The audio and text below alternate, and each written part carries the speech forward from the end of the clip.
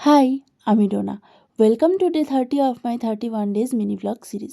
আজকের দিনটা কিছুটা এভাবেই শুরু হয়েছিল, তার কারণ আজ শরীর একদম ভালো ছিল না।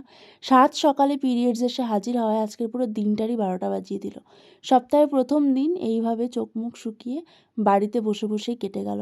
আমি জানি না অ্যাডভার্টাইজমেন্টে যে মেয়েগুলোকে দেখায় যে পিরিয়ডস হলেও এরা এত স্বতঃস্ফূর্তভাবে ঘুরে বেড়ায়, কীভাবে ঘুরে বেড়ায় আমার কোনো আইডিয়া নেই, কারণ পিরিয়ডস হলে তো আমি এভাবেই পড়ে থাকি।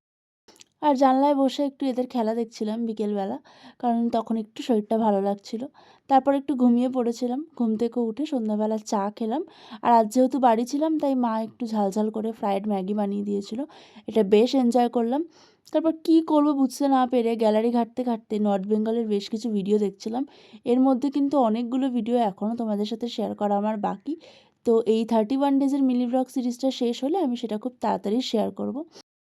তো আজকে রাতের ওয়েদারটাও আবার আগের দিনের মতন বেশ সুন্দর হয়ে গিয়েছিল। আর এই ওয়েদার এনজয় করতে করতেই আমি আমার ব্লগটা এখানেই শেষ করছি। See you in the next blog. By.